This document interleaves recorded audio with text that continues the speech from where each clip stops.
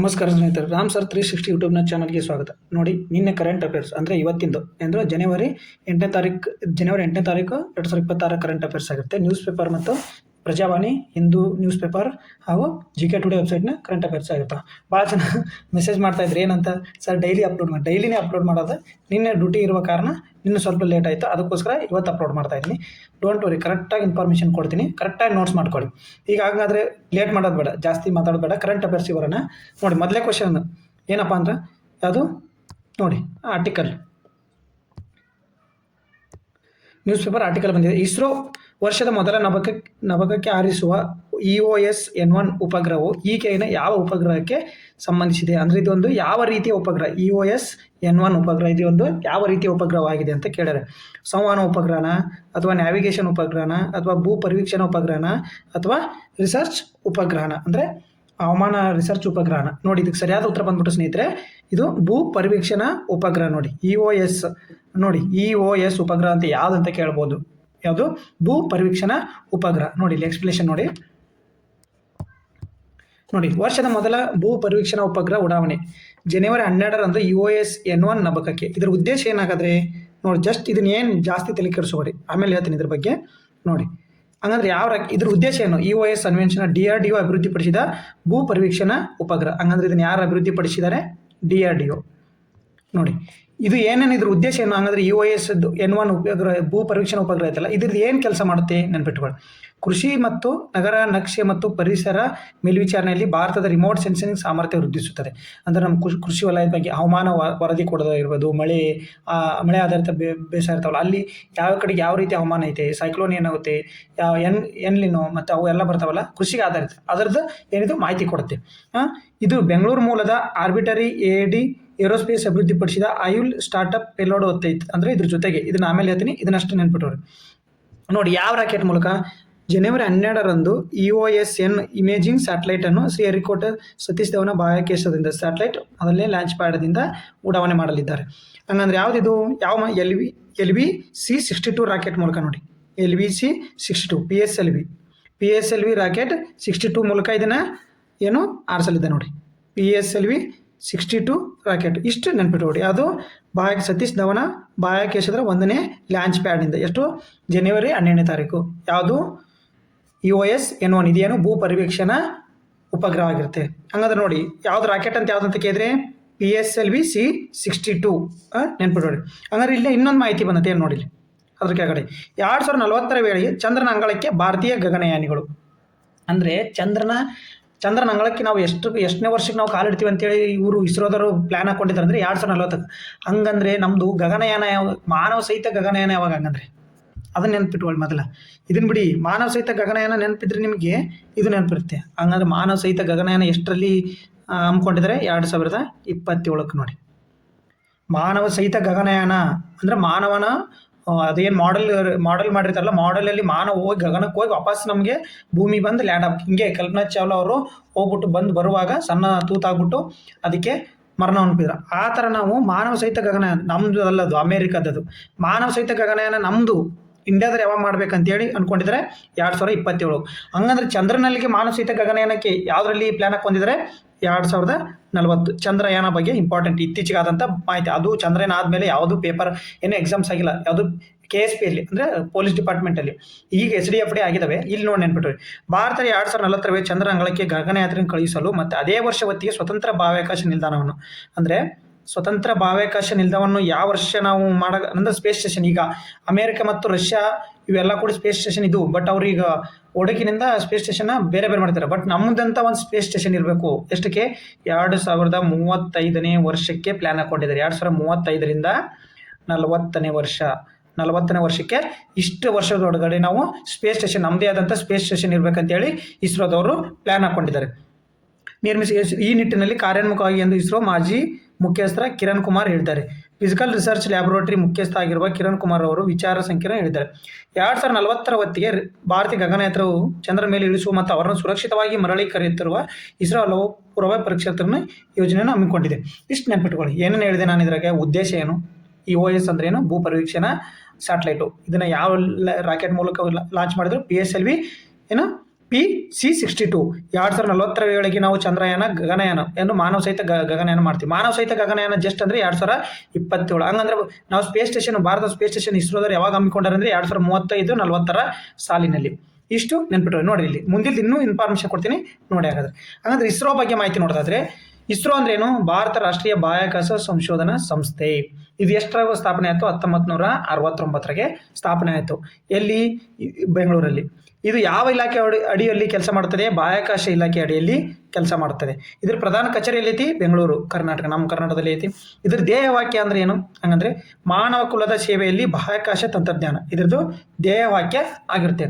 ಹಂಗಂದ್ರೆ ಈ ಚಂದ್ರಯಾನ ಬಗ್ಗೆ ನೋಡ್ಕೊಳ್ಳಿ. ಇದ್ರದ್ದು ಇನ್ನೊಂದು ಸ್ವಲ್ಪ ಇಸ್ರೋದ್ದು ನೋಡೋಣ, ಆಮೇಲೆ ಚಂದ್ರಯಾನ ನಿಮ್ಗೆ ಕಂಪ್ಲೀಟ್ ಡೀಟೇಲ್ಸ್ ಕೊಡ್ತೀನಿ ನೋಡಿ, ಕೊನೆವರೆಗೂ ನೋಡಿ. ಇವ್ರು ಏನೇನು ಇಸ್ರೋದ್ದು ಮೈಲುಗಲ್ಲುಗಳು ಏನೇನು ಮಾಡಿದ್ರು ಹಂಗಂದ್ರೆ ಇಸ್ರೋ ಮೈಲುಗಲ್ಲುಗಳು ಒಂದು ಸ್ವಲ್ಪ ಮೆಲುಕಾಕಣ. ಇಸ್ರೋ 1975 ಆರ್ಯಭಟ ಭಾರತದ ಮೊದಲ ಉಪಗ್ರಹ ನೋಡಿ.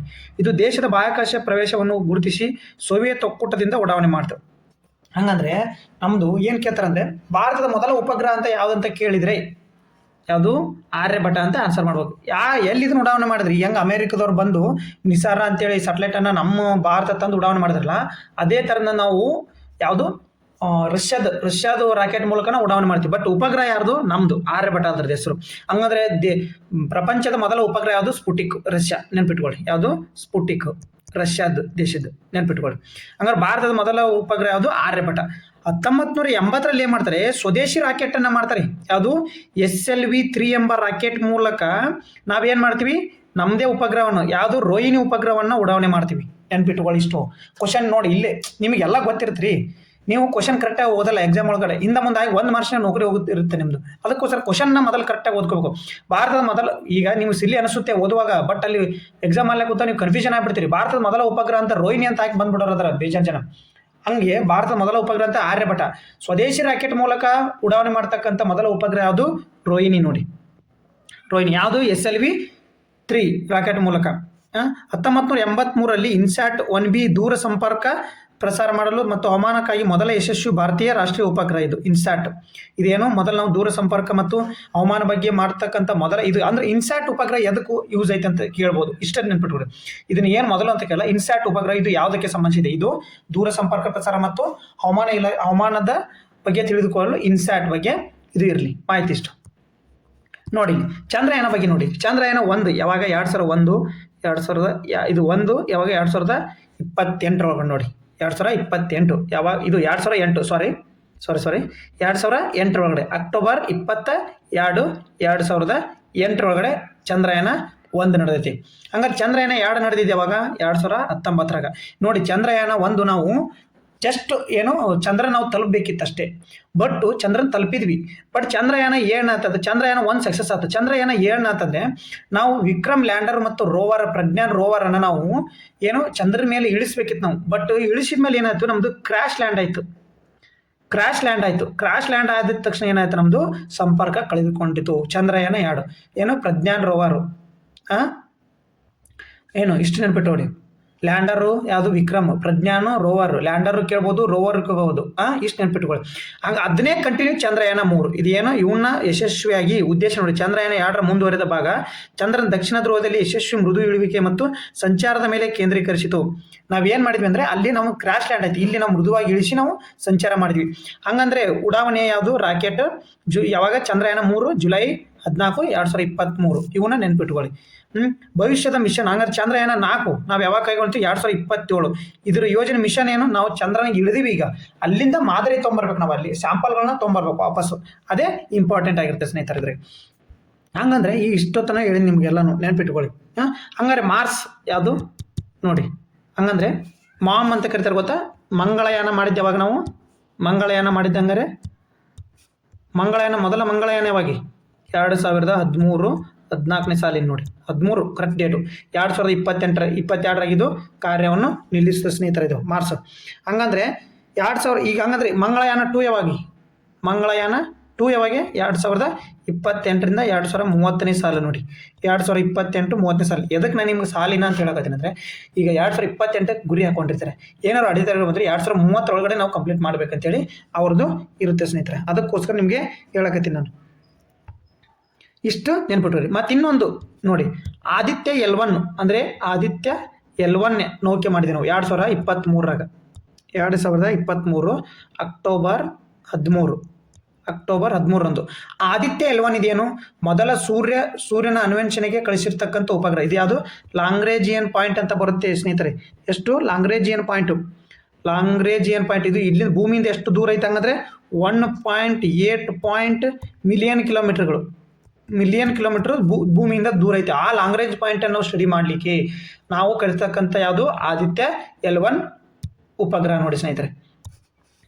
ನೆಕ್ಸ್ಟ್ ಕ್ವಶನ್ ನೋಡಿ, ಇದು ಇಂಪಾರ್ಟೆಂಟ್ ಆಗಿರುತ್ತೆ. ನೆಕ್ಸ್ಟ್ ಕ್ವಶನ್ 2025-26ನೇ ಸಾಲಿನ ದೇಶದ ಜಿ ಡಿ ಪಿ ಬೆಳವಣಿಗೆ ದರ ಕೇಳ್ಯಾರೆ. ಇದು ಅಂಕರು ಎಕನಾಮಿಕ್ ಫಿಕ್ಸ್ ಕ್ವಶನ್ ಇರುತ್ತೆ. ಇದು ಯಾವುದೇ PC ಎಕ್ಸಾಮ್ ನೋಡಿದ್ರೆ ಇದು ಒಂಥರ ಫಿಕ್ಸ್ ಕ್ವಶನ್. ಇದು ಆಲ್ಮೋಸ್ಟ್ ಕೇಳ್ತಾನೆ, 90% ಕೇಳ್ತಾನೆ, 10% ಹೇಳೋಕ್ಕಾಗಲ್ಲ. ಇದ್ರ ಮೇಲೆ ಇನ್ನೊಂದು ಕ್ವಶನ್ ಕೇಳ್ಬೋದು. ಹಂಗಂದ್ರೆ ಬೆಳವಣಿಗೆ ದರ ಎಷ್ಟು ನೋಡಿ, ನ್ಯೂಸ್ ಪೇಪರ್ ಆರ್ಟಿಕಲ್. ಬೆಳವಣಿಗೆ ದರ 6.5, 7.4, ಹಂಗಂದ್ರೆ 8.5, ಅಂದರೆ 7.5. ಹಂಗಂದ್ರೆ ಎಷ್ಟು ನಮ್ದು ಸರಿಯಾದ ಉತ್ತರ 7.4 ನೋಡಿ. 2 ಸಲ ಇಲ್ಲಿ ಆರ್ಟಿಕಲ್ ಒಳಗಡೆ ಕೊಟ್ಟಾರೆ ನೋಡಿ, ಇಲ್ಲಿ ನೋಡ್ಕೊಳ್ಳಿ. ಈ ಸಲವು ಭಾರತದ ಆರ್ಥಿಕತೆ ಪ್ರಗತಿ ವಿಶ್ವದಲ್ಲಿ ಅತಿ ವೇಗವಾಗಿದ್ದು 2025-26ನೇ ಸಾಲಿನ 7.4 GDP ಬೆಳವಣಿಗೆ ಸಂಭವ ಐತೆ. ಸಂಭವ ಅಂದರೆ ಈಗ ನಿಮ್ದು 2025-26ನೇ ಸಾಲಿನ GDP ಬೆಳವಣಿಗೆ ದರ ಅಂತ ಕೇಳ್ಬಿಟ್ರೆ ನೀವು ಇದನ್ನೇ ಹಾಕಿ ಆನ್ಸರ್ 7.4 ಹಾಕಿ. ಅದನ್ನೇ ಕೊಟ್ಟಿರ್ತಾನೆ ಆನ್ಸರ್, ಅದನ್ನು ಕೊಟ್ಟಿರ್ತಾನೆ 7.4. ಇದು ನಾವು ಅಂದಾಜು ಎಷ್ಟು ಮಾಡಿತ್ತು, ವಿಶ್ವ ಬ್ಯಾಂಕ್ ಅಂದಾಜು ಎಷ್ಟು ಮಾಡಿತ್ತು 6.8 ಮಾಡಿತ್ತು. ಬಟ್ ನಾವು 7.4 ಸಾಧಿಸ್ತಾ ಇದ್ದೀವಿ. ನೋಡಿ 2025-26ನೇ ಸಾಲಿನ ದೇಶದ ಆರ್ಥಿಕ ಪ್ರಗತಿ 6.3ರಿಂದ 6.8 ನಡುವೆ ಇರ್ತೈತೆ ಅಂತ ಹೇಳಿದರು. ಬೆಳವಣಿಗೆ 7.4 ಇರುವ ವಿಶ್ವಾಸವನ್ನು ವ್ಯಕ್ತಪಡಿಸೈತೆ. ಅಂದರೆ 7.4 ನೆನಪಿಟ್ಕೊಳ್ಳಿ. ಹಂಗಾರೆ 2024-25ನೇ ಸಾಲಿಂದ ಎಷ್ಟು ಇತ್ತಂಗಂದ್ರೆ ನಮ್ಮದು 6.5 ನೋಡಿ. ಇದು 6 ಅದರಲ್ಲಿ ಉತ್ಪಾದನಾ ವಲಯ ಇದು 7.3ಕ್ಕೆ ಏರಿಕೆ ಆಗಿದೆ. ಬಟ್ ಈ 2000 ಇದ್ರಾಗೆ 6.3 ಇತ್ತು ನಮ್ಮದು. ಇದ್ರಾಗೆ 2024-20ನೇ ಸಾಲಿನಲ್ಲಿ 25ನೇ ಸಾಲಿನಲ್ಲಿ ಎಷ್ಟಿತ್ತು 6.2 ಇತ್ತು. ಇಷ್ಟು ನೆನ್ಪಿಟ್ಟು. ಹಂಗಂದ್ರೆ ಈಗ ಅತಿ ಹೆಚ್ಚು ಆರ್ಥಿಕ ಪ್ರಗತಿ GDP ಅತಿ ಹೆಚ್ಚು ಇರೋದು ಯಾವುದು ವರ್ಲ್ಡ್ದಲ್ಲಿ? ಅಮೇರಿಕ. ಎಷ್ಟು 30-31 ಟ್ರಿಲಿಯನ್ ಡಾಲರ್ ಐತೆ ನೋಡಿದ ಆರ್ಥಿಕ. ನಮ್ದು ಎಷ್ಟು ಐತಿ ಹಂಗಂದ್ರೆ, ನಮ್ದು ಎಷ್ಟು ಟ್ರಿಲಿಯನ್ ಡಾಲರ್ ಒಳಗಡೆ 4.18 ನಮ್ಮದು ಟ್ರಿಲಿಯನ್ ಡಾಲರ್. ಈ 3ನೇ ಆರ್ಥಿಕತೆ ಆಗೈತೆ ನಮ್ಮದು. ಏನು 3ನೇ ಆರ್ಥಿಕತೆ ಹೌದಾ? ಯಾವ್ದು ನೋಡಿ ಕರೆಕ್ಟಾಗಿ ಹೇಳಿ. ನಾವು ಜಪಾನ್ನ ಹಿಂದಕ್ಕೆ ಬಂದಿದ್ವಿ, ಇನ್ನು ಜರ್ಮನಿಯನ್ನು ಹಿಂದಕ್ಕೆ. ನಾವು 4ನೇ ಆರ್ಥಿಕತೆ ನಮ್ಮದು. ಈಗ ನಮ್ಮದು 4ನೇ ಆರ್ಥಿಕತೆ. 3ನೇ ಆರ್ಥಿಕತೆ ಜರ್ಮನಿ ಐತಿ. 7.3 ಎಕನಾಮಿಕ್ ಡಾಲರ್ ಆಗಬೇಕದು. ಈಗ 1ನೇದು ಯಾವ್ದು ಐತೆ ಹಂಗಂದ್ರೆ 1ನೇದು ಅಮೇರಿಕ, ಅದು 30-31 ಟ್ರಿಲಿಯನ್ ಡಾಲರ್ ಐತಿ. ಹಾಗಾದರೆ 2ನೇದು ಚೀನಾ ಎಷ್ಟೈತಿ 17 ಟ್ರಿಲಿಯನ್ ಡಾಲರ್. ನೋಡಿ ನಾವು ಎಲ್ಲಿದ್ದೀವಿ, ಇನ್ನೂ 4 ಪಾಯಿಂಟ್ ಸಮಥಿಂಗ್ರಾಗಿದ್ದೀವಿ ನಾವು. ಇವ್ರು ಆಲ್ರೆಡಿ 17 ಟ್ರಿಲಿಯನ್ ಡಾಲರ್ಗೆ ಹೋಗ್ಯಾರೆ. ಹೌದು, ಅಮೇರಿಕಲ್ಲಿ 30-31 ಟ್ರಿಲಿಯನ್ ಡಾಲರ್ಗೆ ಹೋಗ್ಯಾರೆ. ಅದು ನೆನ್ಪಿಟ್ಬೇಕು. ಜರ್ಮನಿ 7.34 ಸಮಥಿಂಗ್ ಐತಿ ಇದು ಜರ್ಮನಿ. ಇಷ್ಟು ನಾವು ಸಾಧಿಸಬೇಕು, ನೆನ್ಪಿಟ್ಟು ಸ್ನೇಹಿತರೆ. ಇದು ನೋಡಿ ಇಂಪಾರ್ಟೆಂಟ್ ಆರ್ಟಿಕಲ್ ಯಾವುದೋ ಪ್ರಜಾವಾಣಿ ಈ ಪೇಪರ್ನೊಳಗೆ ಬಂದಿರೋದು. ಈ ಪೇಪರ್ ಅಂದರೆ ಪೇಪರ್ ಅಲ್ಲದೆ ಈ ಪೇಪರ್ ಒಂದಿರುತ್ತೆ, ಆ ಪೇಪರ್ನೇ ಬಂದಿರೋದು ಇದು. 2026ನೇ ಸಿದ್ಧಶ್ರೀ ರಾಷ್ಟ್ರೀಯ ಪ್ರಶಸ್ತಿಯನ್ನು ಯಾರಿಗೆ ನೀಡಲಾಗಿದೆ? ನೋಡಿ ನಾನು ಎದಕ್ಕೆ ಇದು ಸಿದ್ಧಶ್ರೀ ಪ್ರಶಸ್ತಿ ಒಂದೆರಡು ಯಾವುದೋ 2013-14 ಕ್ವಶನ್ ಏನೋ ಕೇಳಿದ್ದೆ ಇದನ್ನ. ನೋಡಿ ಇದಕ್ಕೆ Sudha Murthy, option B Bharathi Vishnuvardhan, option C Kaushal Nayak, option D Sumalatha Ambareesh. ನೋಡಿ ಇದಕ್ಕೆ ಸರಿಯಾದ ಉತ್ತರ ಬಂದ್ಬಿಟ್ಟು ಭಾರತಿ ವಿಷ್ಣುವರ್ಧನ್. ನೋಡಿ ಇದ್ರ ಬಗ್ಗೆ ಏನು ತಿಳ್ಕೊರಿ ನೀವು, ಸಿದ್ಧಶ್ರೀ ಪ್ರಶಸ್ತಿ ಯಾರಿಗೆ ನೀಡತ್ತೆ? ಒಂದು ಯಾರು ಭಾರತಿ ವಿಷ್ಣುವರ್ಧನ್ ಅವರಿಗೆ ಮೇಡಮ್ ಅವ್ರು ನೀಡೈತೆ. ಹಂಗಂದ್ರೆ ಇದ್ರ ಪ್ರಶಸ್ತಿ ಮತ್ತೆ ಯಾರು ಕೊಡ್ತಾರೆ ಅಷ್ಟೇ ನೆನಪು. ಇದ್ರ ಆಯೋಜಕರು ಯಾರಂದರೆ ಕರ್ನಾಟಕದ ಕಲಬುರಗಿಯಲ್ಲಿರುವ ಜೇಡಗ ಮುಗುಲ್ಕೋಡ್ ಮಠದಿಂದ ಇದನ್ನ ಪ್ರಶಸ್ತಿಯನ್ನು ನೀಡ್ತಾರೆ. ಮುರು ರಾಜೇಂದ್ರ ಸ್ವಾಮೀಜಿ ನೇತೃತ್ವದಲ್ಲಿ ಈ ಸರಿ ಕೊಡ್ತಾರೆ. ಉದ್ದೇಶನ ಕನ್ನಡ ಚಿತ್ರರಂಗಕ್ಕೆ ಹೆಮ್ಮೆ ತರುವ ಮತ್ತು ಕರಾವಳಿ ಕನ್ನಡ ಸಂಸ್ಕೃತಿಯ ಬಗ್ಗೆ ಜಾಗೃತಿ ಮೂಡಿಸುವ ವ್ಯಕ್ತಿಗಳಿಗೆ ಇದನ್ನ ಕೊಡ್ತಾರೆ ಸ್ನೇಹಿತರೆ. ಇತ್ತೀಚೆಗೆ ಸ್ವೀಕರಿಸಿದ್ದಾರೆ ಅವರು. ಹಂಗಾರೆ 2022 ರಿಷಬ್ ಶೆಟ್ಟಿ ಕೊಟ್ಟಾರೆ ನೋಡಿ. ದೈವಾರಾಧನೆ, ಕರಾವಳಿ ಬಗ್ಗೆ ಸಂಸ್ಕೃತಿ ಬಗ್ಗೆ ಇವರು ಎತ್ತಿರಿದ್ರು. ದೈವಾರಾಧನೆ ಮತ್ತು ಸಂಪ್ರದಾಯವನ್ನು ಹೈಲೈಟ್ ಮಾಡಿದ ಅವರ ಮೆಚ್ಚುಗೆ ಪಡೆದು ಅಂತರ್ ಚಲನಚಿತ್ರ ಪ್ರಶಸ್ತಿ ನೀಡಿದರು. ಹಂಗಾರೆ 2021 ಮರಣೋತ್ತರವಾಗಿ ಯಾರಿಗೆ ಕೊಟ್ಟಿದ್ರು ನೋಡಿ? ಪುನೀತ್ ರಾಜ್ಕುಮಾರ್ ಅವರಿಗೆ. ಹಂಗಂದ್ರೆ ಈಗ 2025ನೇ ಸಾಲಿನಲ್ಲಿ ಯಾರು ಕೊಟ್ಟರೆ? ಡಾಕ್ಟರ್ ಭಾರತಿ ವಿಷ್ಣುವರ್ಧನ್ ಅವರಿಗೆ ಕೊಟ್ಟಿದ್ದಾರೆ. ಯಾರು ಕೊಟ್ಟರು, ಏನು ಕೊಟ್ಟರು ಗೊತ್ತಾಯ್ತಾ? ಇಷ್ಟು ಪಾಯಿಂಟ್ ಮಾಡ್ಕೊಂಡಿದ್ರಾಗೆ. ನೆಕ್ಸ್ಟ್ ಕ್ವಶನ್ ನೋಡಿ ಸ್ನೇಹಿತರಲ್ಲಿ. ದೇಶದಲ್ಲಿ ಮೊದಲ ಬಾರಿಗೆ ಬೀಜ ಕಾಯ್ದೆ ಬಂದ ವರ್ಷ ನೋಡಿ. ಇದನ್ನ ಯಾರು ಇದನ್ನ ಯಾರು ಓದಿದ್ರೆ ಅವನ್ನೆಲ್ಲರೂ ಬೀಜ ಕಾಯ್ದೆ ನೋಡಿ, ಬೀಜ ಕಾಯ್ದೆ ಅಂತೇಳಿ ನೋಡಿ. ಇದು ಮೊದಲು ಈಗ ಎದಕ್ಕಿನಲ್ಲಿ ಬಂದಿತ್ತು ಅಂದರೆ, ಬೀಜ ಕಾಯ್ದೆ ಮೊದಲು ಯಾವುದಿತ್ತು? ಹಳೇದಿತ್ತು. ಅದನ್ನು ವಾಪಸ್ ಬೀಜ ಕಾಯ್ದೆ ಮಸೂದೆ ಮಾಡಕತ್ತಾರ. ಅಂದರೆ ಅದರಲ್ಲಿ ಈಗ ತಿದ್ದುಪಡಿ ತಂದು ಅದನ್ನೇನು ಸ್ವಲ್ಪ ರೆವಲ್ಯೂಷನ್ ಮಾಡೋದು ಅದರಲ್ಲಿ. ಅದಕ್ಕೋಸ್ಕರ ನೋಡಿ, option A 1966, option B 1970, option C 1985, option D 2000. ನೋಡಿ ಸರಿಯಾದ ಉತ್ತರ ಬಂದ್ಬಿಟ್ಟು 1966. ನೋಡಿ ಇಲ್ಲಿ ಆರ್ಟಿಕಲ್ ಬಂದೈತೆ ಪೇಪರ್ನಲ್ಲಿ. ನೋಡಿ ಎಕ್ಸ್ಪ್ಲನೇಷನ್ ನೋಡಿ ಅದಕ್ಕೆ ಏನಂತ ಅಷ್ಟು ತಿಳ್ಕೊ. ಜಸ್ಟ್ ಬೀಜ ಮಸೂದೆ ಮುಂದಿನ ತಿಂಗಳು ಮಂಡನೆ. ಫೆಬ್ರವರಿಯಲ್ಲಿ ನಡೆಯುವ ಬಜೆಟ್ ಅಧಿವೇಶನ ಮೊದಲ ಹಂತದಲ್ಲಿ ಬೀಜ ಮಸೂದೆ. ಇನ್ನೊಂದು ನೆನಪಿಟ್ಟು ಬಜೆಟ್ನ ಭಾನುವಾರದಿಂದ ಸ್ಟಾರ್ಟ್ ಮಾಡಕತ್ತಾರೆ. ಹೋದ ಸರಿ ಬಜೆಟ್ ಮತ್ತು ಈ ಸರಿ ಬಜೆಟ್ ಭಾನುವಾರದಿಂದ, ಮೊದಲು ಭಾನುವಾರ ಸ್ಟಾರ್ಟ್ ಮಾಡ್ತಾರೆ, ಈ ಸರಿ ಭಾನುವಾರದಿಂದ ಸ್ಟಾರ್ಟ್ ಮಾಡಕತ್ತಾರೆ. ಅದನ್ನು ನೆನಪಿಟ್ಕೋಬೇಕು ನೀವು. ಬೀಜ ಮಸೂದೆ 2025 ಸಂಸತ್ತಿನ ಮಂಡಿಸಲು ಸರ್ಕಾರ ಉದ್ದೇಶಿಸಿದೆ ಎಂದು ಕೃಷಿ ಕಾರ್ಯದರ್ಶಿ ದೇವೇಶ್ ಚತುರ್ವೇದಿ ತಿಳಿಸಿದ್ದಾರೆ. ಬೀಜ ಮಸೂದೆ ಸಂಬಂಧಿಸಿದಂತೆ 9,000 ಸಲಹೆಗಳು ಬಂದಿವೆ. ಅಂದರೆ ಈಗ ನಮ್ಮ ಬೀಜ ಮಸೂದೆ ಏನೈತೆ ಅದನ್ನು ಅಪ್ಡೇಟ್ ಮಾಡಿ ಅಂತೇಳಿ ಅವರಿಗೆ ಬಂದವೆ. ಈ ಬಜೆಟ್ ಅಧಿವೇಶನ ಮೊದಲ ಹಂತದಲ್ಲಿ ಈ ಮಸೂದೆ ಮಂಡಿಸಲಾಗುವುದು. ನಂತರ ಕೀಟನಾಶಕ ನಿರ್ವಹಣಾ ಮಸೂದೆ, ಇದನ್ನು ನೋಡಿ, ಕೀಟನಾಶಕಗಳ ನಿರ್ವಹಣಾ ಮಸೂದೆಯನ್ನು ಸಚಿವಾಲಯ ಯೋಜಿಸಿದೆ ಮಂಡಿಸಕ್ಕೆ. ನೋಡಿ ಇದ್ರದ್ದು ಏನು ಇಂಪಾರ್ಟೆಂಟ್, 1966 ಬೀಜ ಕದರಿ ಬದಲಿಗೆ ಬರುವ ಈ ಬೀಜ ಮಸೂದೆ ಬೀಜಗಳ ಇದರ ಗುಣಮಟ್ಟ ಮತ್ತು ಪತ್ತೆ ಹಚ್ಚುವಿಕೆ ಖಚಿತಪಡಿಸುತ್ತದೆ. ಪ್ಯಾಕೇಜ್ಗಳ ಮೇಲೆ ಏನು ಮಾಡುತ್ತೆ, ಇತ್ತೀಚೆಗೆ ಅದ್ರದ್ದು ಏನು ಇನ್ಫಾರ್ಮೇಷನ್ ಬೇಕಾದ್ರೆ ಪ್ಯಾಕೇಜ್ ಮೇಲೆ ಬರ್ತಿದ್ರು, ಬಟ್ ಇನ್ ಮೇಲೆ ಏನು QR ಕೋಡ್ ಇರುತ್ತೆ. QR ಕೋಡ್ ನಂತರ ಆಧುನಿಕ ಮಾನದಂಡ ಅದ್ರ ಮೇಲೆ ಅಳವಡಿಸ್ತಾರೆ ಸ್ನೇಹಿತರೆ. ಇಷ್ಟು ಮತ್ತು ಉತ್ಪಾದಕರಿಗೆ ವಿತರಕರಿಗೆ ಅದು ಕಂಪ್ಲೀಟ್ ಮಾಹಿತಿ ಇರುತ್ತೆ. ಇದು ಬೀಜ ಮಸೂದೆ. ಇದೇನು ಭಾಳ ಇಂಪಾರ್ಟೆಂಟ್ ಅಂದರೆ ಒಂದು 10-20% ಇಂಪಾರ್ಟೆಂಟ್ ಇರುತ್ತೆ. ಸ್ವಲ್ಪ ನೋಡ್ಕೊಳ್ಳಿ, ಎಲ್ಲ ನೆನಪಿರ್ಬೇಕು ನಿಮಗೆ. ನೆಕ್ಸ್ಟ್ ಕ್ವಶನ್ ನೋಡಿ, ಸಮುದ್ರ ನೀರು ಉಪ್ಪು ತೆಗೆಯುವ ವ್ಯವಸ್ಥೆ. ಸಮುದ್ರ ನೀರಿಂದ ಉಪ್ಪು ತೆಗೆಯುವ ವ್ಯವಸ್ಥೆ ಎಂಬ ಹೆಸರಿನ ಪೋರ್ಟೇಬಲ್ ಅಂದರೆ ಮಡಚಿ ಇರ್ತಕ್ಕಂಥ, ಅಂದರೆ ಈಗ ಒಂದು ಸಾಧನ ಇರುತ್ತಪ್ಪ, ಇದನ್ನು ಮಡಚ್ಕೊಂಡು ಹೋಗೋದು ನಾವು, ಇದು ಪೋರ್ಟೇಬಲ್. ಈ ಪೋರ್ಟೇಬಲ್ ಕಾಟ್ ಅಂತ ಇರ್ತವೆ, ಪೋರ್ಟೇಬಲ್ ಚೇರ್ ಅಂತ ಇರ್ತವೆ, ಅಂಗೀಚರ್. ಪೋರ್ಟೇಬಲ್ ಉಪ್ಪು ತೆಗೆಯುವ ಸಾಧನವನ್ನು ಯಾವ ಸಂಸ್ಥೆ ಅಭಿವೃದ್ಧಿಪಡಿಸಿದೆ ನೋಡಿ. ಅಂದರೆ ಸಮುದ್ರ ನೀರಿನಿಂದ ಉಪ್ಪು ತೆಗೆಯುವ ಸಮುದ್ರ ನೀರು ತೊಗೊಂಡು ಅದರಿಂದ ಉಪ್ಪು ಬೇರೆ ಮಾಡಿ ನಮಗೆ ಡ್ರಿಂಕಿಂಗ್ ವಾಟರ್ ಆಗಬೇಕು, ಅಂದರೆ ಕುಡಿ ನೀರ್ತಕ್ಕಂಥ ಸಮಂಜಸವಾಗಿರ್ಬೇಕು. ಅದಕ್ಕೋಸ್ಕರ ನೋಡಿ ಇದು ಎದಕ್ಕೆ ನ್ಯೂಸಲ್ಲಿ ಐತೆ ಅಂತ ನೆನ್ಪಿಟ್ಬಿಡಿ. ಫಸ್ಟ್ ಇಲ್ಲಿ ಆಪ್ಷನ್ ಎ ಭಾರತೀಯ ಬಾಹ್ಯಾಕಾಶ ಸಂಸ್ಥೆ, ಆಪ್ಷನ್ ಬಿ ರಕ್ಷಣಾ ಸಂಶೋಧನಾ ಮತ್ತು ಅಭಿವೃದ್ಧಿ ಸಂಸ್ಥೆ, ಆಪ್ಷನ್ ಸಿ ವೈಜ್ಞಾನಿಕ ಮತ್ತು ಕೈಗಾರಿಕಾ ಸಂಶೋಧನಾ ಸಂಸ್ಥೆ, ಆಪ್ಷನ್ ಡಿ ಸಾಗರ ತಂತ್ರಜ್ಞಾನ ಸಂಸ್ಥೆ. ನೋಡಿ ಇದಕ್ಕೆ ಸರಿಯಾದ ಉತ್ತರ ಬಂದ್ಬಿಟ್ಟು ಸ್ನೇಹಿತರೆ DRDO, ರಕ್ಷಣಾ ಸಂಶೋಧನಾ ಮತ್ತು ಅಭಿವೃದ್ಧಿ ಸಂಸ್ಥೆ. ಇದು ಎದಕ್ಕೆ ರೀಸೆಂಟ್ ನ್ಯೂಸಲ್ಲಿ ಐತೆ ನೋಡಿ. ನಿಮಗೆ ಇದನ್ನ ಎಕ್ಸ್ಪ್ಲೇಷನ್ ವಾಪಸ್ ಬಂದು ಹೇಳ್ತೀನಿ.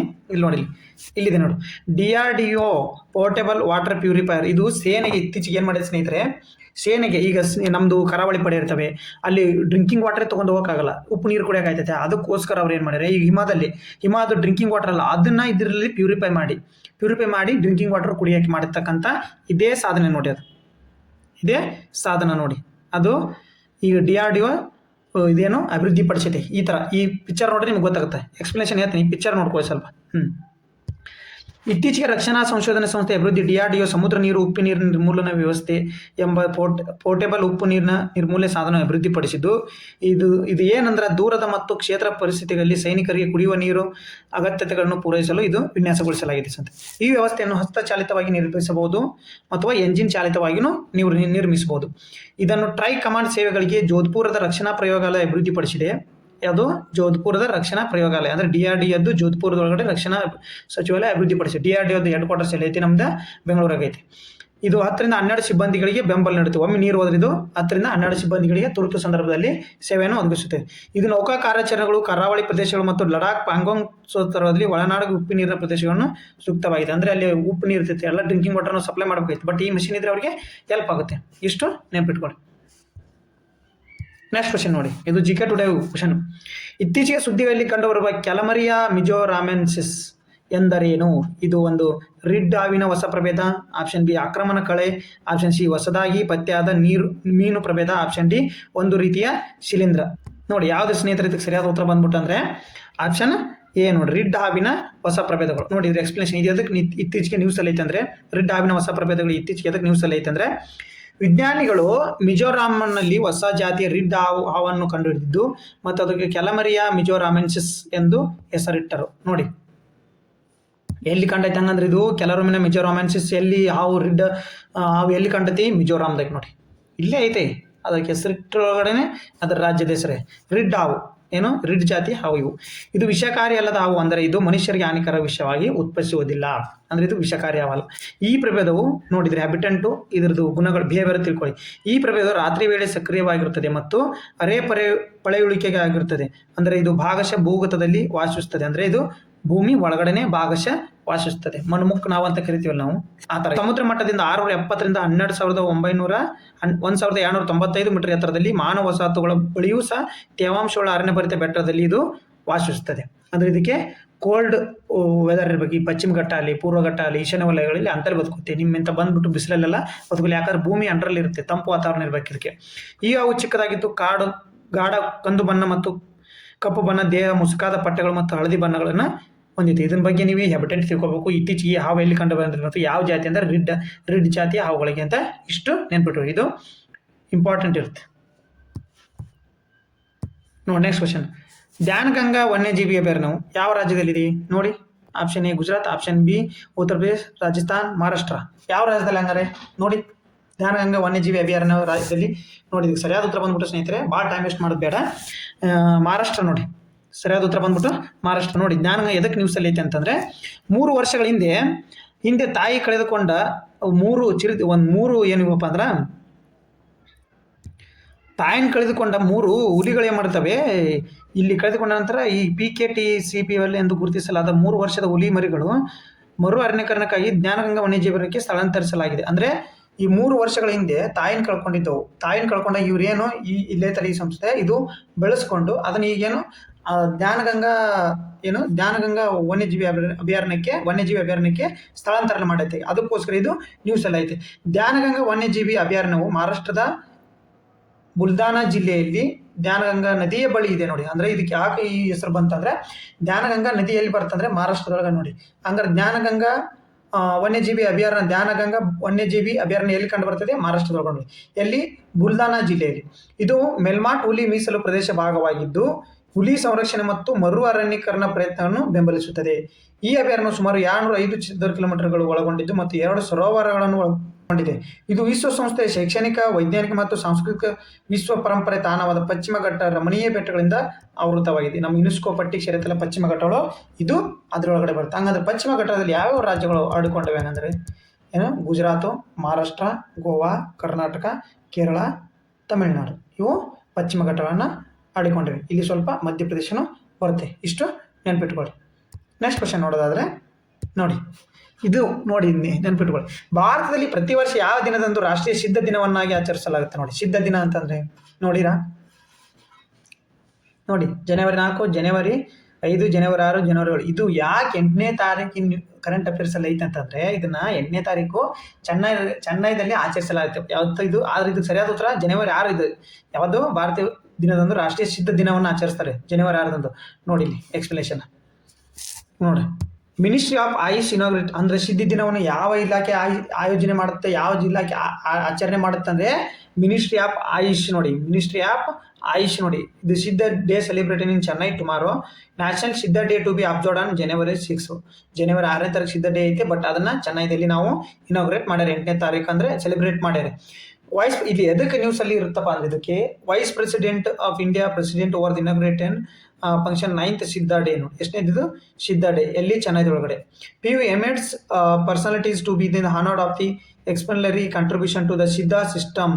The theme Siddha for global health. ಅಂದರೆ ಇದ್ರ ಥೀಮ್ ಏನಂದ್ರೆ ಸಿದ್ಧ ಫಾರ್ ಗ್ಲೋಬಲ್ ಹೆಲ್ತ್. 9ನೇ ಸಿದ್ಧ ದಿವಸದ ಇದ್ರದ್ದೇನು ಥೀಮ್ ಹೆಂಗಂದ್ರೆ ಏನು? ಸಿದ್ಧ ಫಾರ್ ಗ್ಲೋಬಲ್ ಹೆಲ್ತ್.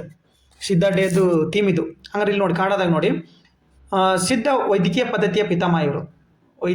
ಸಿದ್ಧ ವೈದ್ಯಕೀಯ ಪಿತಾಮಹ ಎಂದು ಪರಿಗಣಿಸಲ್ಪಟ್ಟ ಋಷಿ ಅಗತ್ಯ ಅವರ ಜನ್ಮ ವಾರ್ಷಿಕೋತ್ಸವ. ಸಿದ್ಧ ವೈದ್ಯಕೀಯ ಪದ್ಧತಿಯ ಪಿತಾಮಹ ಅಂತ ಯಾರನ್ನ ಪರಿಗಣಿಸಲ್ಪಟ್ಟಿತ್ತು? ಋಷಿ ಅಗತ್ಯರವರ ಜನ್ಮದಿನ ಇದು. ಅದಕ್ಕೋಸ್ಕರ ವಾರ್ಷಿಕೋತ್ಸವ ಗುರುತಿಸಿಗಾಗಿ ಭಾರತದಲ್ಲಿ ಪ್ರತಿ ವರ್ಷ ಜನವರಿ 6ರಂದು ರಾಷ್ಟ್ರೀಯ ಸಿದ್ಧ ದಿನವನ್ನಾಗಿ ಆಚರಣೆ ಮಾಡ್ತಾರೆ. ಈ ದಿನವು ತಮಿಳು ತಿಂಗಳ ಮಾರ್ಗಳಿಯಲ್ಲಿರುವ ಏಲಂ ನಕ್ಷತ್ರದೊಂದಿಗೆ, ತಮಿಳು ತಿಂಗಳ ತಮಿಳ್ನವ್ರು ಇರ್ತಾರೆ, ನಮ್ದು ಹೆಂಗೆ ನಕ್ಷತ್ರಗಳ ಬಗ್ಗೆ ಇರ್ತಾವಲ್ಲ ನಮ್ಮದು ಕಾನ್ಸೆಪ್ಟ್ ಹಂಗಿಚರ. ತಮಿಳು ತಿಂಗಳ ಮಾರ್ಗಳಿಯಂ ಐಳಂ ನಕ್ಷತ್ರದೊಂದಿಗೆ ಹೊಂದಿಕೆ ಆಗುತ್ತದೆ. ಮೊದಲ ರಾಷ್ಟ್ರೀಯ ಸಿದ್ಧ ದಿನವನ್ನು 2018ರಲ್ಲಿ ಏನು ಆಚರಣೆ ಮಾಡ್ತೀವಿ. 9ನೇ ರಾಷ್ಟ್ರೀಯ ಸಿದ್ಧ ದಿನ ಜನವರಿ 6, 2026ರಂದು ಬರುತ್ತದೆ. ಒಂದು ದಿವಸ ನಾವು ಆಚರಣೆ ಮಾಡ್ತೀವಿ. ಇದರದ್ದು ಸಿದ್ಧ ಫಾರ್ ಗ್ಲೋಬಲ್ ಹೆಲ್ತ್ ಆಗಿರುತ್ತೆ ನೋಡಿ. ನೆಕ್ಸ್ಟ್, ಕೈಗಾರಿಕಾ ಸಂಶೋಧನೆ ಮತ್ತು ಅಭಿವೃದ್ಧಿ ಉತ್ತೇಜನ ಕಾರ್ಯಕ್ರಮವು ಯಾವ ಸಂಸ್ಥೆಯ ಉಪಕ್ರಮವಾಗಿದೆ ಯಾಕಂದರೆ ನೋಡಿ. ಯಾವುದಿದು? ವೈಜ್ಞಾನಿಕ ಮತ್ತು ಕೈಗಾರಿಕಾ ಸಂಶೋಧನಾ ಇಲಾಖೆ, ನೀತಿ ಆಯೋಗದ ಮತ್ತು ಕೌಶಲ್ಯ ಅಭಿವೃದ್ಧಿ ಮತ್ತು ಉದ್ಯಮಶೀಲತೆ ಸಚಿವಾಲಯ, ಜೈವಿಕ ತಂತ್ರಜ್ಞಾನ ಇಲಾಖೆ. ನೋಡಿ GK ಟುಡೇ ಇದ್ದಿದ್ದು.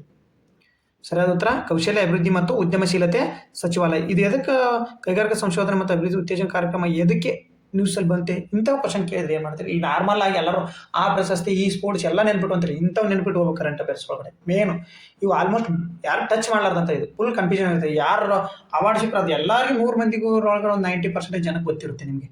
ಇಂಥ ಕ್ವಶನ್ ನೆನ್ಪಿಟ್ಕೊಳ್ಳಿ. ನೋಡಿ ಇದರ ಎಕ್ಸ್ಪ್ಲನೇಷನ್ ನೋಡಿ, ನೋಟ್ ಮಾಡ್ಕೊಳ್ಳಿ ಬೇಕಾದ್ರೆ. ನೋಡಿ, ಇತ್ತೀಚೆಗೆ ಸರ್ಕಾರ ಕೈಗಾರಿಕೆ ಸಂಶೋಧನೆ ಮತ್ತು ಅಭಿವೃದ್ಧಿ ಉತ್ತೇಜನ ಕಾರ್ಯಕ್ರಮ ಅಡಿಯಲ್ಲಿ ಮಾನ್ಯತೆ ಪಡೆಯಲು ಡೀಪ್ ಟೆಕ್ ಸ್ಟಾರ್ಟಪ್ಗಳಿಗೆ ಸಡಿಲಿಕೆ ನೀಡಿದೆ. ಅಂದರೆ ಈ ಡೀಪ್ ಟೆಕ್ ಸ್ಟಾರ್ಟಪ್ಗಳಿಗೆ ಅಂದರೆ ಸಡಿಲಿಕೆ ಮಾಡಿದೆ. ಇತ್ತೀಚೆಗೆ ಒಂದು ಕಾರ್ಯಕ್ರಮ ಮಾಡಿ ಅವರಿಗೆ ಸಡಿಲಿಕೆ ಅಂದರೆ ಲೈಸೆನ್ಸ್ ಪಡೆಯೋದಾಗಿರ್ಬೋದು, ಅವ್ರು ಯಾವ್ದಾದ್ರು ಕಾರ್ಯಕ್ರಮ ಮಾಡೋದಾಗಿರ್ಬೋದು, ಯಾವ್ದಾರು ಇನ್ವೆನ್ಷನ್ ಮಾಡೋದಾಗಿರ್ಬೋದು, ಅವ್ರಿಗೆ ಒಂದಿಷ್ಟು ರೂಲ್ಸ್ ಇರ್ತವೆ, ಅವನ್ನ ಸಡಿಲಿಕೆ ಮಾಡೋದ್ರಿಂದ ಇದು ನ್ಯೂಸಲ್ಲಿ ಬಂದಿದೆ. ಇದು ಭಾರತ ಸರ್ಕಾರ ವೈಜ್ಞಾನಿಕ ಮತ್ತು ಕೈಗಾರಿಕಾ ಸಂಶೋಧನೆ ಇಲಾಖೆ ಸಂಶೋಧನೆ ಮತ್ತು ಅಭಿವೃದ್ಧಿ ಕಾರ್ಯಕ್ರಮವಾಗಿದೆ. ಈ ಕಾರ್ಯಕ್ರಮದ ಉದ್ದೇಶ ನೋಡಿ. ಈ ಕಾರ್ಯಕ್ರಮ ಇಂಜಿನಿಯರಿಂಗ್ ವಿಜ್ಞಾನ, ಪರಿಸರ ವಿಜ್ಞಾನ, ನೈಸರ್ಗಿಕ ಮತ್ತು ಅನ್ವಯಿಕ ವಿಜ್ಞಾನಗಳು, ಕೃಷಿ, ವೈದ್ಯಕೀಯ, ಸಾಮಾಜಿಕ ವಿಜ್ಞಾನಗಳಲ್ಲಿ ಸಂಶೋಧನೆಯನ್ನು ಬೆಂಬಲಿಸುತ್ತೆ. ಈ ಕ್ಷೇತ್ರಗಳದಾವಲ್ಲ, ಈ ಕ್ಷೇತ್ರಗಳ ಸ್ಟಾರ್ಟಪ್ ಏನೇನದಾವಲ್ಲ ಅವುಗಳಿಗೆ ಇದು ಬೆಂಬಲವನ್ನು ನೀಡುತ್ತೆ ಸ್ನೇಹಿತರೆ. ಕ್ವಶನ್ ನೋಡೋದಾದ್ರೆ 2026 ಮಂಗಳೂರಿನ ಲೀಡ್ ಬೆಸ್ಟ್ ಪ್ರಶಸ್ತಿ ಯಾರಿಗೆ ನೀಡಲಾಗಿದೆ? ಇದು ಎದಕ್ಕೆ ನ್ಯೂಸಲ್ಲಿ ಐತೆ ಅಂತೇಳಿ ಹೇಳ್ತೀನಿ ಕೇಳ್ರಿ ಸ್ನೇಹಿತರೆ. ಇದನ್ನು ಜಾಸ್ತಿ ಎಲ್ಲಿ ಕೇಳಿಲ್ಲ, ಬಟ್ ಈ ಸರಿ ಎದಕ್ಕೆ ಕೇಳ್ಬೋದು ಅಂತೇಳಿ ನಿಮ್ಮ ನೋಡ್ಬೇಕು ನೀವು ಎದಕ್ಕೆ ಅಂತೇಳಿ. ಇಲ್ಲಿ option A Madhavapuri, option B Meenakshi Jain, option C Kamala Nayak, option D Sukriti. ಇದಕ್ಕೆ ಸರಿಯಾದ ಉತ್ತರ ಸ್ನೇಹಿತರೆ option B Meenakshi Jain. But ಇದಕ್ಕೆ ನ್ಯೂಸಲ್ಲಿ ಐತೆ, ಇದು ಎದಕ್ಕೆ ಕ್ವಶನ್ ಆಗ್ಬೋದು ಅಂತ ಹೇಳ್ತೀನಿ ಕೇಳಿ. ಯಾರ್ಯಾರು ಇದಕ್ಕೆ ಈ ಫಂಕ್ಷನಿಗೆ ಅಟೆಂಡ್ ಆಗಿದ್ರೆ ಅಂತ ನೋಡಿ. ಉತ್ಸವದ 8ನೇ ಆವೃತ್ತಿ ಇದು. ಯಾವುದು SL ಭೈರಪ್ಪ ಅವರಿಗೆ ಗೌರವ ಸಲ್ಲಿಸಲು ವಿಶೇಷ ಗೋಷ್ಠಿ ಆಯೋಜಿಸಲಾಗಿದ್ದ ಶತಾವಧಾನಿ ಆರ್ ಗಣೇಶ್ ಮತ್ತು ಜಿ ಹರೀಶ್ ಭಾಗವಹಿಸಿದ್ದಾರೆ. ನೋಡಿ, ಮೀನಾಕ್ಷಿ ಜೈನ್ಗೆ ಮಂಗಳೂರಿನ ಲೀಡ್ ಫೆಸ್ಟ್ ಪ್ರಶಸ್ತಿ. ಎದಕ್ಕಿದು ಅಂದರೆ ಇದೇ 10-11 ನಡೆಯಲಿದೆ. ಬಟ್ ಇದು ಎದಕ್ಕೆ ನ್ಯೂಸಲ್ಲಿ ನಿಮಗೆ ಕೇಳ್ಬೋದು ಅಂತ ಹೇಳ್ತೀನಿ ಕೇಳಿ. ಈ ಕಾರ್ಯಕ್ರಮದೊಳಗಡೆ ಇಲ್ಲಿ ಐತೆ ನೋಡಿ, ಭಾರತದ ಬಾಹ್ಯಾಕಾಶ ಗುಪ್ತ ಸಂಸ್ಥೆ ರಾದ ಮಾಜಿ ಮುಖ್ಯಸ್ಥ ವಿಕ್ರಮ್ ಸೂದ್ ಅವರು ಮತ್ತು ವಿಶ್ವಸಂಸ್ಥೆ ಭಾರತದ ಮೊದಲ ಮಹಿಳಾ ಕಾರ್ಯದರ್ಶಿ ಪ್ರತಿನಿಧಿಯಾದ ರುಚಿರಾ ಕಾಂಬೋಜ್ ಅವರು, ವಿಶ್ವಸಂಸ್ಥೆ ಭಾರತ ಕಾಯಂ ಪ್ರತಿನಿಧಿಯಾಗಿದ್ದ TN ತಿರುಮೂರ್ತಿ ಮತ್ತು NI ಸಂಪಾದಕಿ ನಿರ್ದೇಶಕ ಸ್ಮಿತಾ ಪ್ರಕಾಶ್, ಪದ್ಮಜಾ ಜೋಶಿ ಇವರೆಲ್ಲರೂ ಈ ಕಾರ್ಯಕ್ರಮದೊಳಗಡೆ ಭಾಗಿಯಾಗೋದ್ರಿಂದ ಇದು ಇಂಪಾರ್ಟೆಂಟ್ ಪಡ್ಕೊಳ್ಳುತ್ತೆ ಸ್ನೇಹಿತರೆ. ಇದು ಇಂಪಾರ್ಟೆನ್ಸ್ ಪಡ್ಕೊಳ್ಳುತ್ತೆ. ಅದಕ್ಕೋಸ್ಕರ ನೀವು ಏನು ಮಾಡಬೇಕು, ಲೀಡ್ ಬೆಸ್ಟ್ ಪ್ರಶಸ್ತಿ, ಮಂಗಳೂರಿನ ಲೀಡ್ ಬೆಸ್ಟ್ ಪ್ರಶಸ್ತಿಯನ್ನು ಪಡೆದವರು ಯಾರಂತ ನೀವು ಕೇಳಿದ್ರೆ ಮೀನಾಕ್ಷಿ ಜೈನ್ ಅವರು ಅಂತೇಳಿ ನೀವು ಹಾಕಬೇಕಾಗುತ್ತೆ. ನೋಡಿ ನೆಕ್ಸ್ಟ್ ಬರ್ರಿ. ಇದು ನೋಡಿ, ಕೊರಿಂಗಾ ವನ್ಯಜೀವಿ ಅಭಯಾರಣ್ಯವು ಯಾವ ರಾಜ್ಯದಲ್ಲಿದೆ? Option A Andhra Pradesh, option B Karnataka, option C Tamil Nadu, option D Kerala. ನೋಡಿ ಇದನ್ನು ಸರಿಯಾದ ಉತ್ತರ ನೀವು ಇದನ್ನು ನನಗೇನು ಮಾಡಬೇಕು, ನೀವು ಕಮೆಂಟ್ ಮೂಲಕ ತಿಳಿಸ್ಬೇಕು. ಸರಿಯಾದ ಉತ್ತರ ಏನು ಮಾಡಿ ನೀವು ನಾನು ಹಿಂದಿಲ್ ಕರೆಂಟ್ ಅಫೇರ್ಸ್ ಡಿಸೆಂಬರ್ ಕರೆಂಟ್ ಅಫೇರ್ಸಲ್ಲಿ ನೀವು ವಿಡಿಯೋ ನೋಡಿದರೆ ಇದು ನಿಮಗೆ ಆನ್ಸರ್ ಸಿಗುತ್ತೆ. ನಿಮಗೆ ಡಿಸೆಂಬರ್ ಕರೆಂಟ್ ಅಫೇರ್ಸ್ ಡಿಸ್ಕ್ರಿಪ್ಷನ್ ಬಾಕ್ಸಲ್ಲಿ ಹಾಕಿರ್ತೀನಿ, ಲಿಂಕ್ನ ನೋಡ್ಕೊಳ್ಳಿ ಒಂದು ಮಾತಾ. ನೋಡಿ, ಇದು ಯಾವುದು ಕೊರಿಂಗಾ ವನ್ಯಜೀವಿ ಅಭಯಾರಣ್ಯ ಎಲ್ಲಿ ಬರ್ತೈತೆ ಅಂತೇಳಿ ಕಮೆಂಟ್ ಮಾಡಿ. ಇನ್ನೊಂದು ನಿಮಗೆ ಇವು ಬರ್ತವೆ, ಇವನ್ ಕ್ವಶನ್ ಕೇಳ್ತಾನೆ. ಇವಕ್ಕೆ ಅಬ್ರಿವೇಷನ್ ಅಂತ ಕರೀತಾರೆ. ಅಬ್ರಿವೇಷನ್ ಅಂತಂದರೆ ವಿಸ್ತೃತ ರೂಪ ಕೇಳ್ತಾನೆ. ನೋಡಿ, ಇದು SC ಅಂದರೆ ಏನು, scheduled caste. SCADA supervisory control and data acquisition. ಇವನು ಈ ಥರ ನೆನ್ಪಿಟ್ಕೋಬೇಕು. ಇವನು ಒಂದು ಕ್ವಶನ್ ಯಾವಾಗಾರು ಡೈರೆಕ್ಟಾಗಿ ಕೇಳ್ಬಿಡ್ತಾನೆ. SKUBA self contained under water breathing aperture. SD secure digital. SDG sustainable development goal. SDG ಕೇಳಿ ನೋಡಿದ್ದಾನೆ. SDK software development kit. SDM sub divisional magistrate. SDO sub divisional officer. SDPO sub divisional police officer. SEBI securities and exchange board of India ಕೇಳಿದ್ದಾನೆ. Sensex ಕೇಳಿದ್ದಾನೆ. Stock exchange sensitive index. ಇವ್ರು ಸ್ವಲ್ಪ ನೋಡ್ಕೊತಿರ್ಬೇಕು ನೀವು. ನಮಸ್ಕಾರ ಸ್ನೇಹಿತರೆ, ಇಷ್ಟು ಇದು ಇವತ್ತಿಂದ ಕರೆಂಟ್ ಅಫೇರ್ಸ್ ಆಗಿರುತ್ತೆ. ಅದೇ ಥರ ನಾನು ನಿಮ್ಮ ಫ್ರೆಂಡ್ಸ್ಗಳಿಗೆ ಶೇರ್ ಮಾಡ್ಕೊಳ್ಳಿ ಕರೆಂಟ್ ಅಫೇರ್ಸದು. ನಾನು ನಿಮಗೆ ಎದಕ್ಕೆ ಶೇರ್, ನೀವು ಸಬ್ಸ್ಕ್ರೈಬ್ ಮಾಡ್ತಿರೋ ಬಿಡ್ತೀರಿ ಗೊತ್ತಿಲ್ಲ, ಇದು ಎಲ್ಲರಿಗೆ ತಲುಪಲಿ. ಯಾಕಂದರೆ ಕರೆಂಟ್ ಅಫೇರ್ಸ್ ಎಲ್ಲೆಲ್ಲೋ ಏನೇನೋ ಇದು ಮಾಡ್ತಿರ್ತಾರೆ. ಇದು ಎಕ್ಯುರೇಟ್ ಮಾಹಿತಿ ಕೊಡ್ತಾ ಇದ್ದೀನಿ ಸ್ನೇಹಿತರೆ. ಯಾಕಂದರೆ ನಾನು ಯಾವ ಥರದಿಂದ ಸ್ಟಡಿ ಪ್ಲ್ಯಾನ್ ಮಾಡಿದ್ದೆ ಇಲ್ಲಿವರೆಗೂ, ಅದಕ್ಕೆ ಆ ರೀತಿ ನಿಮ್ಗೆ ಕೊಡ್ತಾ ಇದ್ದೀನಿ, ಹೆಲ್ಪ್ ಆಗಲಿ ಅಂತೇಳಿ. ನಾನು ನಿಮ್ಗೆ ಏನು ಇದರಲ್ಲಿ ಯಾವುದೇ ಥರ ಅಂತ ಮೋಸ ಮಾಡಲ್ಲ. ಬೇಕಾದ್ರೆ ನೀವು ಹೋಗಿ ಇವತ್ತಿನ ಕರೆಂಟ್ ಅಫೇರ್ಸ್ ತೆಗೆದು ನೋಡಿ, ಇವೇ ಇರ್ತವೆ, ಯಾವುದರಲ್ಲಿ ಇವೇ ಇರ್ತವೆ ನೋಡಿ. ಇವತ್ತು ಪೇಪರ್ ಓದಿ ಬೇಕಾದ್ರೆ ಇವೇ ಸಿಗ್ತವೆ, ಯಾವ್ದಾದ್ರು ವೆಬ್ಸೈಟ್ ಸರ್ಚ್ ಮಾಡಿ ಇವೇ ಸಿಗ್ತವೆ. ಅದಕ್ಕೋಸ್ಕರ ನಾನು ಮೇನ್ ಇಂಪಾರ್ಟೆಂಟ್ ನಿಮ್ಗೆ ಯಾವ ಎಕ್ಸಾಮಿಗೆ ಬೇಕಲ್ಲ ಅವನ್ನೇ ಕರೆಂಟ್ ಅಫೇರ್ಸ್ ತಂದಿರ್ತೀನಿ. ಶೇರ್ ಮಾಡ್ಕೊಳ್ಳಿ, ನಿಮ್ಮ ವಾಟ್ಸಪ್ ಸ್ಟೇಟಸ್ಗೆ ಹಾಕ್ಕೊಳ್ಳಿ, ಮತ್ತು ನಿಮ್ಮ ಕಡೆ ಯಾವ ಟೆಲಿಗ್ರಾಮ್ ಇದ್ರೆ ಹಾಕಿ, ನಿಮ್ಮ ಲೈಬ್ರರಿ ಒಳಗಡೆ ನಿಮ್ಮ ಸ್ನೇಹಿತರಿಗೆ ಹೇಳಿ. ನಿಮಗೆ ಓದೋ ಟ್ರಿಕ್ನ ಯಾವ ರೀತಿ ಓದಬೇಕು, ನೀವು ಪೊಲೀಸ್ ಡಿಪಾರ್ಟ್ಮೆಂಟಲ್ಲಿ ಯಾವ ರೀತಿ ಓದಬೇಕು ಅನ್ನೋದು ಒಂದು ವಿಡಿಯೋ ಮಾಡ್ತೀನಿ ಸ್ನೇಹಿತರೆ. ಓಕೆ, ನಮಸ್ಕಾರ.